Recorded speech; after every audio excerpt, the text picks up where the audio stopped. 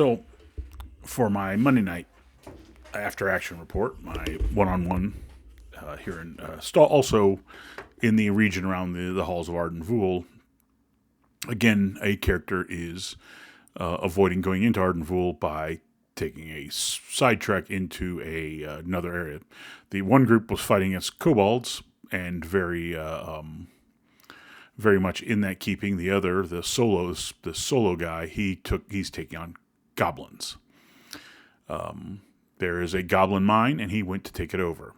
His objective is very simple. He will either keep the mine, or more likely, he will try and take the claim and sell it once he verifies once he verifies it's a perfectly fine operating iron mine. So he goes. He has collected associates to be with him. He is himself a bandit. Not a fighter, but a bandit. The class from I believe it's issue 63, maybe 62 of Dragon magazine. It is sort of a neutral or even evil version of the Ranger. No spellcasting capability, however. No fighting against giantkin type things, but tracking, sneaking, things like that. Covering his trail is one of their special abilities. They're not quite as good fighters as Rangers are. They can't wear heavy armor, nothing heavier than chainmail. They can't carry weapons that are too big, so they have kind of some thief-like restrictions, but they fight like fighters and have pretty good hit points too. So it's a pretty good little class. His long-term objective is to dual class into magic user. He has with him a witch, again a class from Dragon magazine, issue 114. That version of the witch. She is with him and helped recruit a few more people into the group. He also has a single class fighter who has joined him, who wants to be an adventurer. He's a flamboyantly dressed young man who is spending the money he has on fancy garb. They also have with him a bugbear. A bugbear adventurer, yes. He's not classed. He's just a monster who they bring along and who is being trusted and who is taking his chance to be aggressive and prove his worth to this player.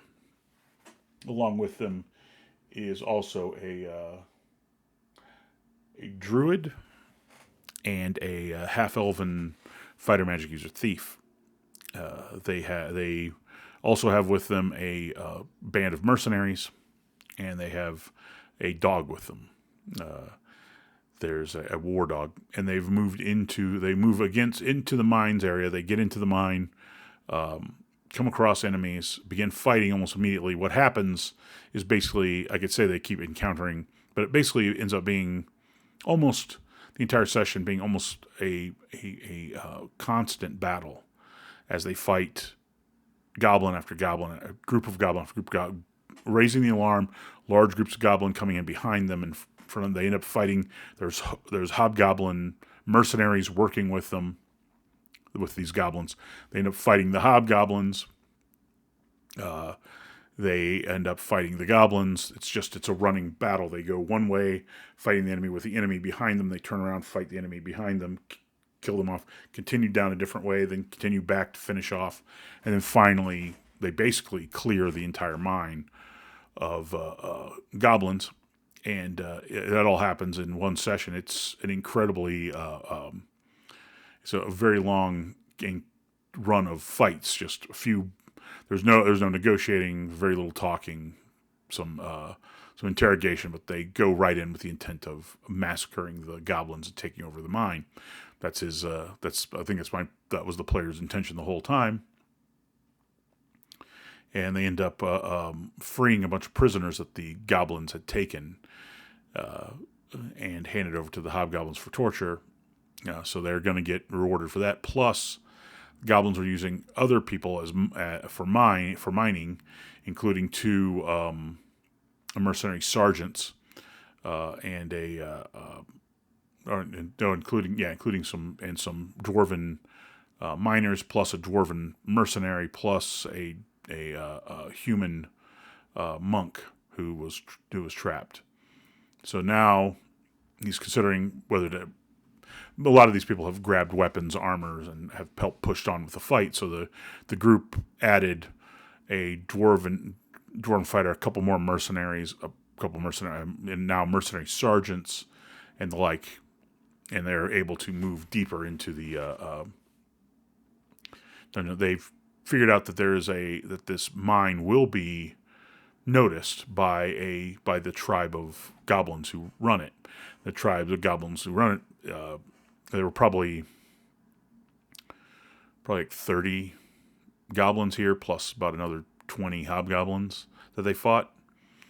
And the tribe, they're just a fraction of the entire tribe. So the entire tribe will find out that this place has been taken. They will be expecting their shipment of iron, and they will then be forced to retake it. So now, instead of abandoning the mine and going back and counting his loot, the Monday night player has decided that he is going to push on into the heart of the enemy territory, track them to their lair, and bring the rest of the goblins, however large this group is, to justice, in order to procure his mine. He's not really interested in wiping out all these goblins, except that it might be the only way to protect his mine. So that is where we left off. It was an awful lot of combat, a large amount of combat. He's resting up and preparing for this next leg of the battle, and at that point he will we'll see what happens this upcoming session. We were going to do another session on Thursday, but I ended up talking too much about nothing, so we didn't end up getting.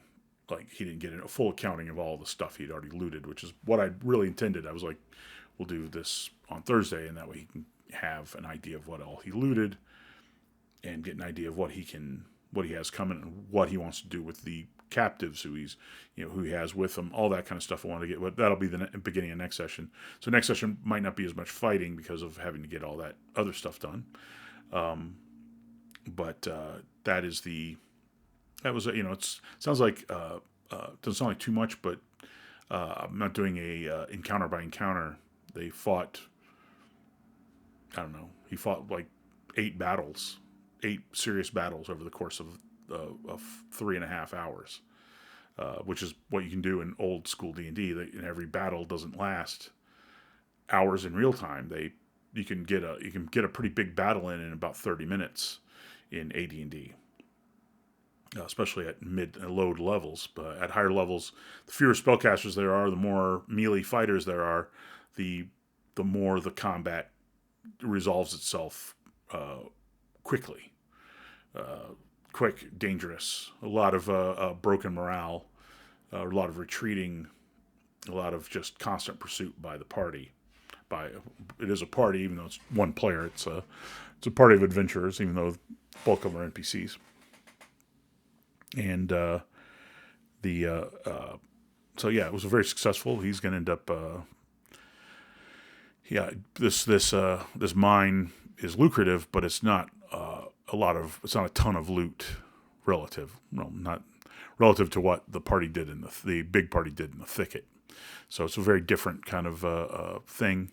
I look forward to seeing how exactly he's going to tackle this goblin tribe, and then see what he does from then on, or whether he keeps the mine, whether he, with the goblins all gone, he sells the mine for influence or for money or for what exactly he intends to do. But that's pretty much it for this after action report. If you like this video, like and subscribe.